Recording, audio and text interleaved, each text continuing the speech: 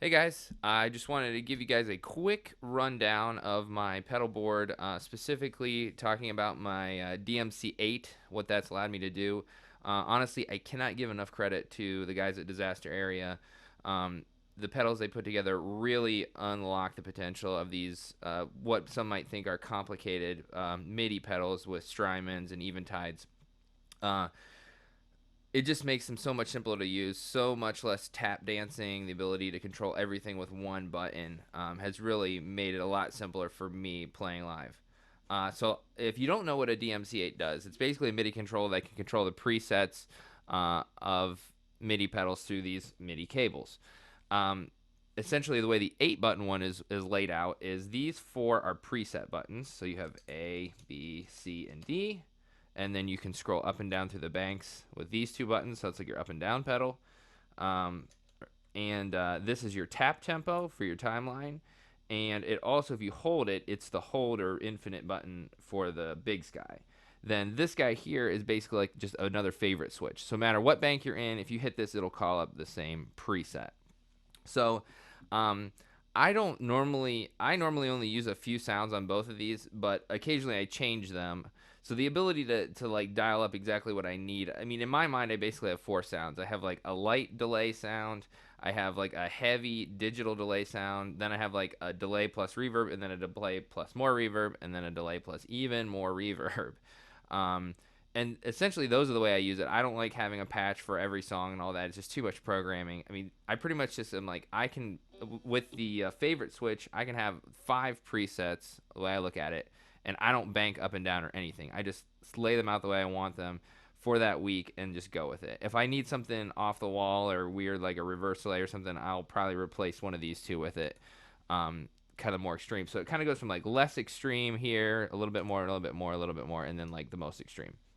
So let me give you guys an example of that. So let me just tap a tempo in here. I don't know. It's just something around the 70s. It's fine. Here is my my clean tone. Sounds like this, or I guess I should say my dry tone. So, anyways, the first setting is like I said, sort of like a medium delay. It's not like anything too crazy. Essentially, I like this layout like this because if I choke the notes, I can get delay, but if I just strum,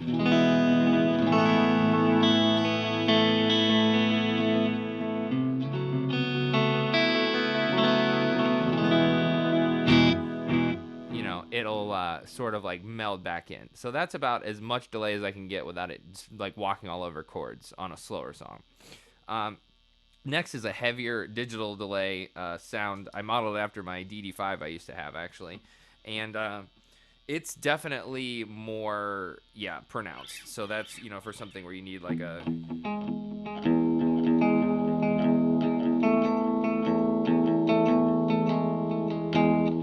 sound. It sticks out a lot more.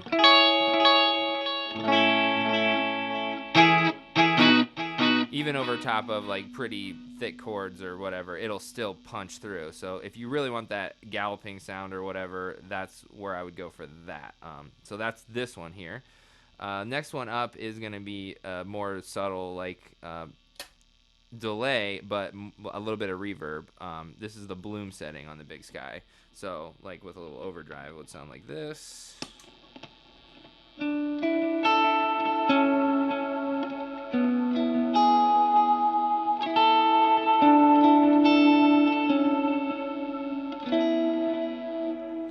So essentially, that's the sound I'm going for on that.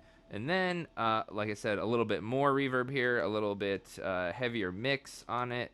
This is the cloud setting, so it's going to add some particles to it, but you get that.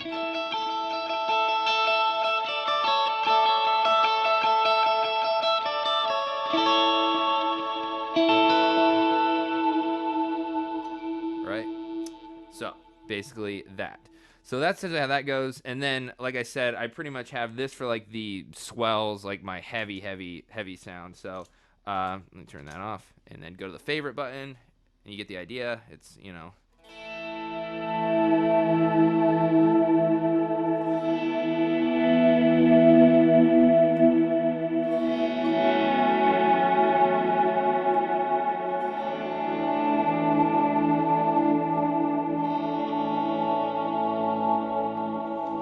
Right.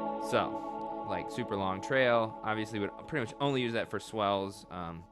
Be hard to play over that without it getting nuts pretty quick. So, that's essentially how those work, or how I lay it out. Now, the thing that I had done, I had a little custom work done by Disaster Area.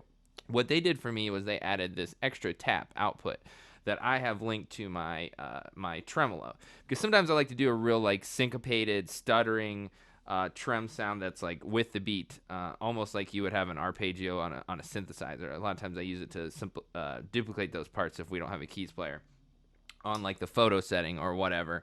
But essentially, yeah, the way that that works is anything I tap in here will tap into this trem as well. It's the same rate. So let me give you an example here. Like if we get our volume back up. Right now I'm right there, but if I, as you can see, I got the BPM up there. So if I slow the tap down, you hear it slows down.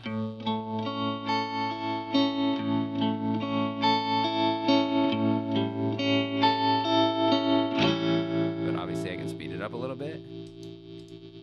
Well, that's a lot. Something in between, right? I'm gonna go to a lot.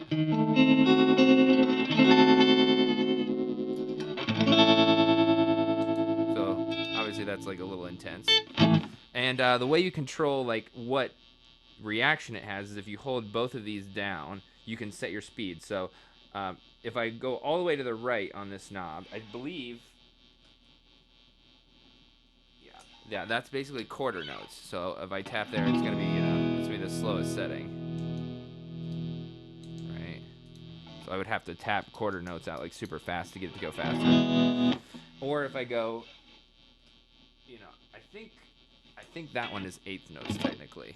So like for example, how I would use that in like a song like "This Is Amazing Grace." If we do the Bethel version, there's that trem part in the chorus. I think it's around 100 or so. Get there. I'm just guessing. All right, it's close enough. Like so, it's like.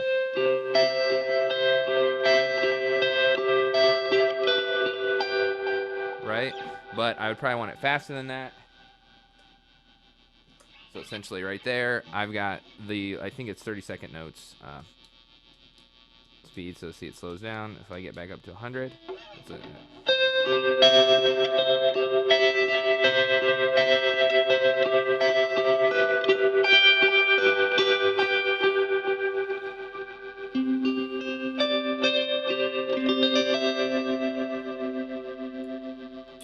Right. So, like I said, that is just an awesome feature. Some of the stuff they can do, they'll pretty much do anything custom that you want. Oh, I guess the only thing I didn't explain, I won't go into it, I guess, too much, but you can also control the looper on here as well. So if you hold down that button right there, it'll pull up your looper controls. And then what I've done here is I've got a TRS cable connecting this little guy that I built that controls my looper volume. So that's what that does. But you can assign that expression to like other parameters like decay and stuff like that. So if you wanted more knobs down here that you could like control, or ones you can control with your foot, you can do that. So just hold it again to go back. No, sorry, take that back. Hold this one again to go back to, yeah, there you go. That mode, to the preset mode. So, like I said, I mean, at first programming it was a little tricky, but once I got the hang of it, it was pretty simple. I got my presets assigned like I want them, and honestly, it couldn't be more helpful to me in what I do live. So again, like props to those guys, what they're doing. They can do pretty much anything you want. They can do custom firmware. Yeah, it's really been a huge upgrade for me, and I cannot recommend it enough if you have MIDI pedals. So, hopefully that helps you guys and answers any questions people might have.